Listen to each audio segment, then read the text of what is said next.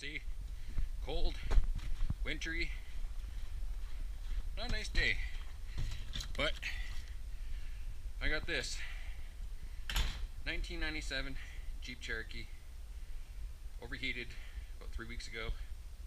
Now it's time to start working on the head gasket. As you can see, our shop is not that warm, but it's warm enough when I put that guy on. So, as you can see, I already got most of it taken apart. What it's going to be left is just to do some cleanup on the head surface. I've already checked it. I'm about 4 thousandths warped, but I'm not concerned. The head gasket will take up the space on that. I've had the head already taken into the shop. They surfaced it, checked it over, cleaned it, gave it a clean bill of health. Unfortunately, it was warped well over. I measured 7 thousandths, but they said it was probably a little bit more than that. So it was pretty warped. Probably not the first time that it had gotten warped. So, but it's good now. What I'll be doing is, I don't have a tripod, so I got some steel and some stuff in here that I'm going to make a platform for my phone or for the camera. I will then be firing up that little heater and warming up the shop. Apparently, it warms up enough outside, and your dog wants to act like a crazy little spazoid. What are you doing? What? Oh, you stay down. What are you doing? What? What? You get it. Get it. Get it. What's this? What's this?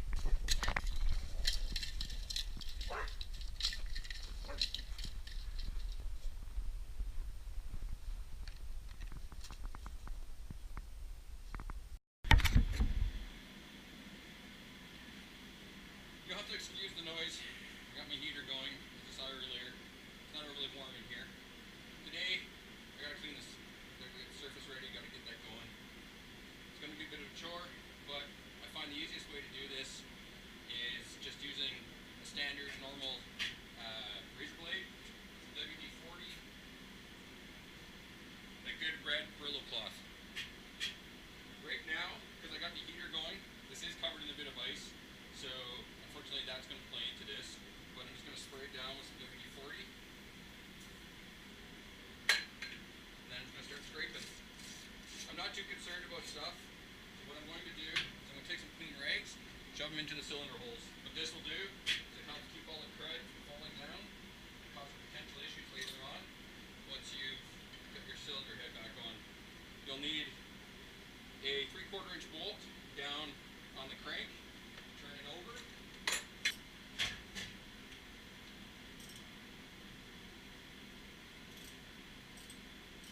Just kind of get them down just a bit into each hole.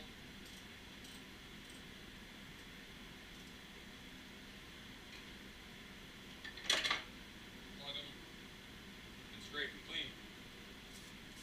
Depending on how bad this is for you, you may have a bit of a small job, or you can have a very large job.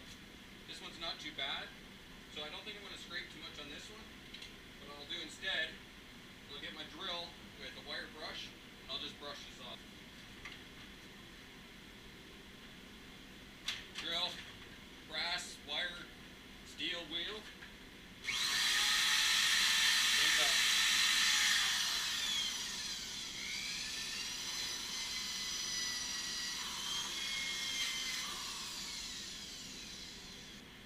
But broke.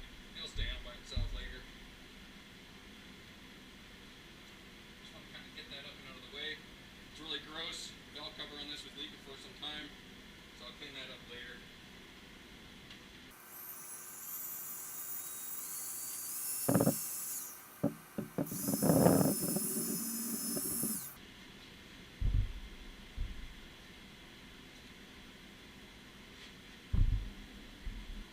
I'll bring you back when I'm done. So welcome back. As you can see, I've now cleaned off the head. It's all ready to put the head gasket back on. But before you do that, you want to have a few things in hand. So the first thing you want to have is the instructions on the head bolts tightening sequence and the printout as well of where particular bolts go. There is different lengths, there is different bolts, so it's always good to have this to know where they have to be installed. The other thing that you will want to do is make sure that in every hole for a stud or for a bolt for your cylinder head bolts that the threads are cleaned out. Now there's two ways about doing this. If you have a tap and die set, you can find the tap that will work. Unfortunately, I do not have one that will work for this. So the other alternative that you can do is if you take one of your old head bolts, I don't know how well you can see this, but what you can do is you cut a groove into it on an angle, and this will clean out the threads for you. The other thing that you'll want to do is ensure that using two of your old and longest that you have head bolts, you should be replacing these if you don't know the history of the motor, is you'll cut the tops off, and then what you'll do is you'll cut a groove. What this allows you to do is use these as locating dowels for when you're putting the head on. So once you've had the threads all cleaned out, you insert these into the cylinder head or into the block, and when you're putting your cylinder head back on, this will ensure that it's going down evenly and properly so that it will not twist on you, as well as keep the head gasket in its proper spot. So I've now cleaned all the threads using the bolt with the groove that I showed. I've installed the two studs that I need for the centering of the cylinder head, and you can see the valve gasket the cylinder head gasket is on now. Pay attention when you're installing it. It's pretty foolproof, but it can only go on one way, and then right in here it does say top. So just make sure that when you're installing it, it shows as it says. So when you go to install a cylinder head, if you took it off, well, you know how heavy they are. If you didn't, you'd be very aware they're very heavy, they're very long, they're very awkward. The cylinder head probably weighs somewhere between 90, 100 pounds, give or take. So it can be a bit of a bear to take it in, take it out. So make sure when you're putting it in, you have a good position and good seat. I'm currently standing on one motor mount. I'm standing on lower radiator support. I'm going to install. Cylinder pins are lined up. Watch your fingers. Slowly lower, drop into place. If your cylinder bolts, this one here on the right side is sticking up about an inch, so you can just unscrew that by hand, simple enough. Comes out. This one's sticking up about 1/4 of an inch. Still easy enough to get out though. And your head's installed. So from here, we're now going to put the head bolts in. So when you get your new head bolts, you'll notice they come in several different packages. I'll lay them out, try and keep them not from rolling around.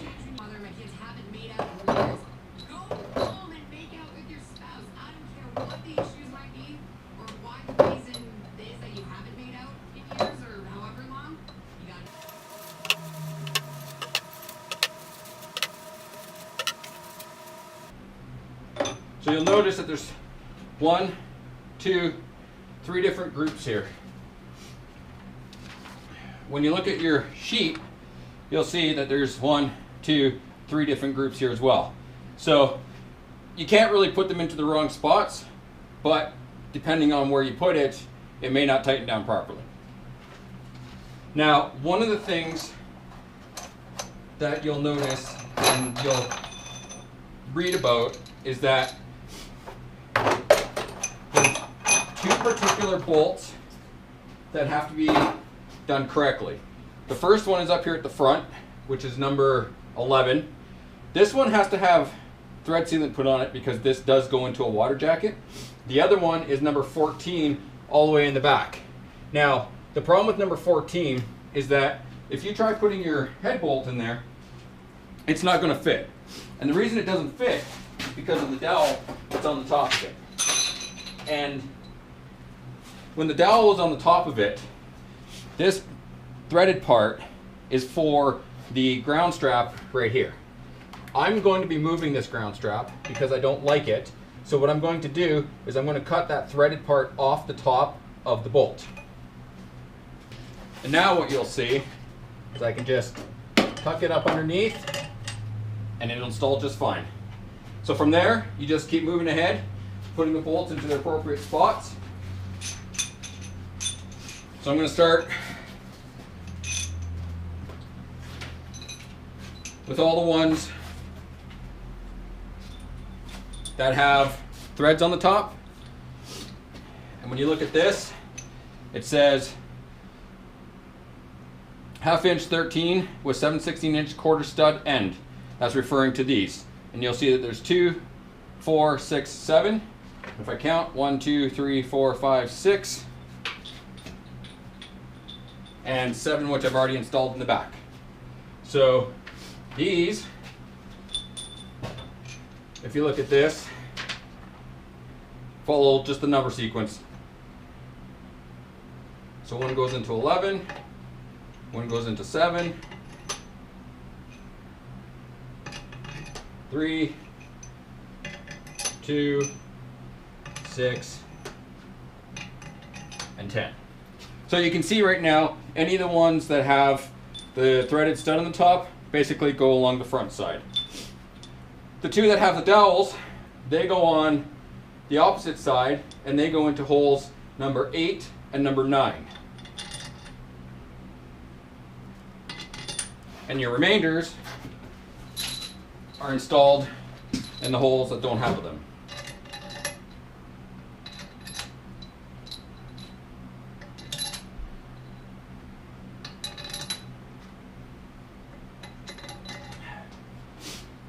So now that you have those all in, you want to make sure that you're going to install with the thread sealant.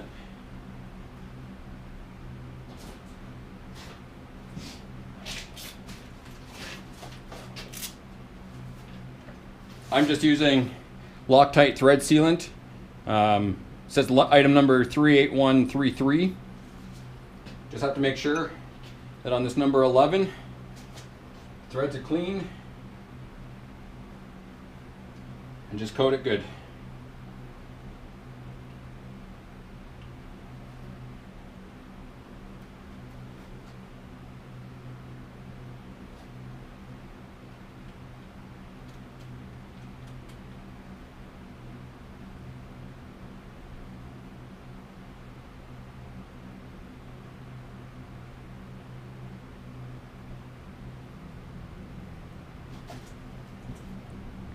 So you can see thread sealant is on, and we'll just put that one back in the hole and we'll just start that one a little bit.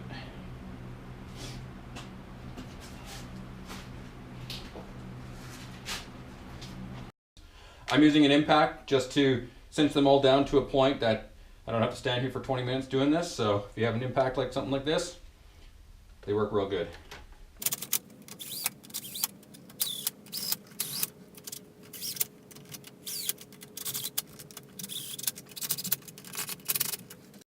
So once you have all the bolts snug down, you want to make sure that you follow the proper torque sequence. So the proper torque sequence for this is all the bolts start at 22 foot-pounds, then you go to 45, and the instructions say to recheck at 45. Do that a couple of times just to make sure, and then so they all go from 22 all the way around, 45 all the way around, just double check at 45 again, and then do a final sequence at 110 to all the bolts, except this one up here at the front. This one only goes to 100 foot-pounds. So when you're doing your 110, leave this one out, do this one down to 100. So we're going to start now on our 22. So just get a 1/2 inch. 22 foot-pounds isn't a whole lot. You'll see that most people can just do this just by generally snugging them down. So we want to start with the proper sequence. So following our diagram that we have, I will also post and show this on screen so that you guys can see it. So you want to start at 1. So this is 1 here. and you just work your way across, and in kind of in a circle. So that's 1, that's 2, 3.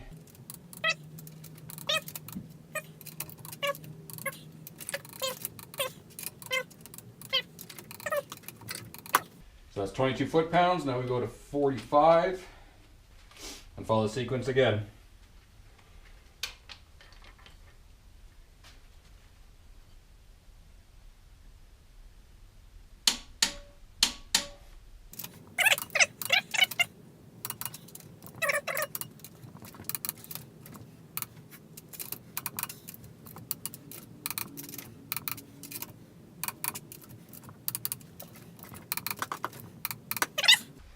Now we'll go up to 100 for number 11.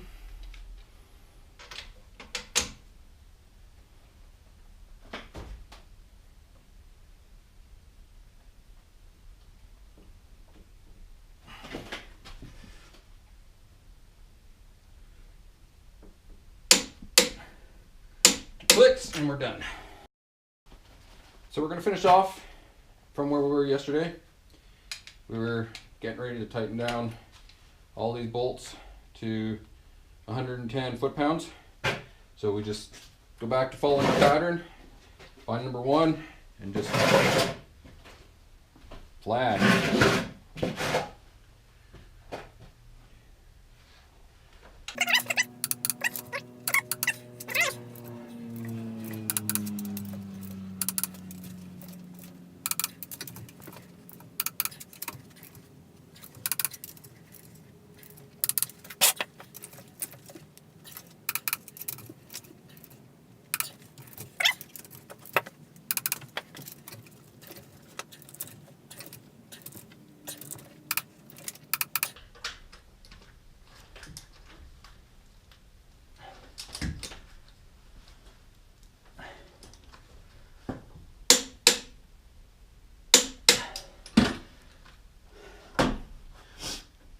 Once you've gone around, got them all down to 110, just go back over it quickly just to make sure.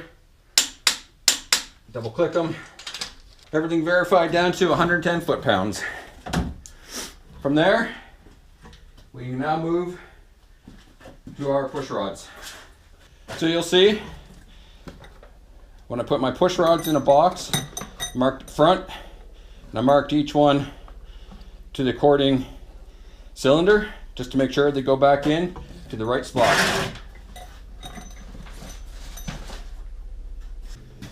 You don't have to do this part, but you can see mine are pretty dirty. Just gonna take a Brillo pad, go over them quickly, just kind of clean them up. Make sure there's no gunk on them, build up or anything of that. Just make sure that they go nice and smooth and clean.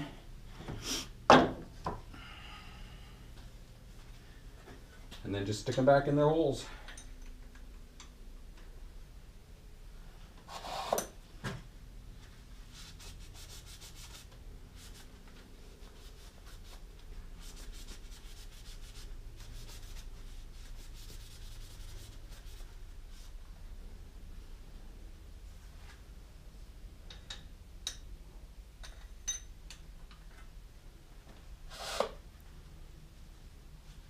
This one, you can really see how dirty that one is. There's also a little bit of rust buildup, so just want to clean that off. When I took the head in, the guy asked me if this thing had ever had an oil change done to it. It was pretty grudgy and sludgy up on the top end. So when you're putting your rockers in, you want to make sure that you're getting them back down on top of the lifter, so that you know that they're seated properly.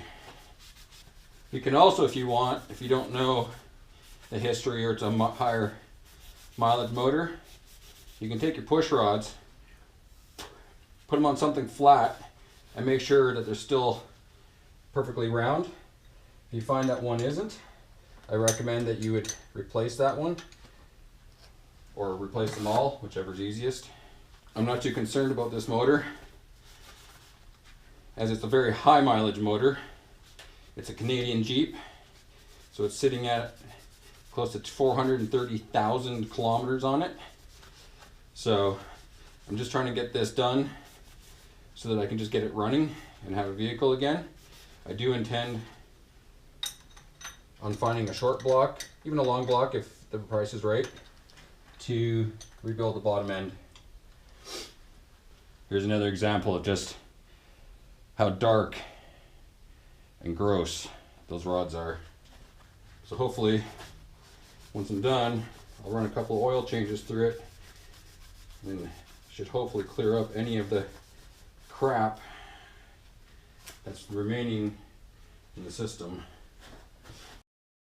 21 foot-pounds isn't a lot.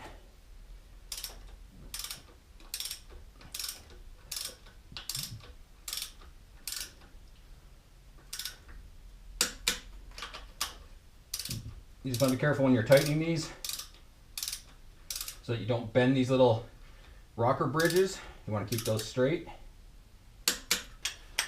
Once you have all your rockers back installed and your push rods installed, just make sure that they're all seated okay within the rock arm. Then you can give your crank a couple of turns.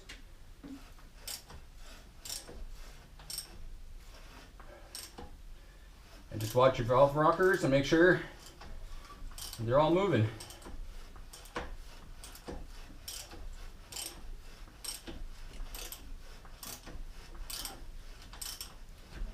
I'm okay with that. That's pretty much it to installing your cylinder head. From there, it's going to be doing your valve cover, your exhaust manifold, your intake manifold, your thermostat, water pump if you need to. Because this was overheated, I am going to pull off my water pump, make sure that's still okay, clean off a bunch of stuff down there. Once that's all done, usually another maybe day, be able to see if this thing will run again. Hopefully I won't have any issues. Of caution, I'm no mechanic. I'm sure there's probably things that I did that, you know, some people will be like, oh, you shouldn't really done that. If there's any concerns, questions, you want to educate me, leave it in the comments, let me know. And I'll be more than willing to either correct or help or whichever I can do. Thanks for watching. Till next time.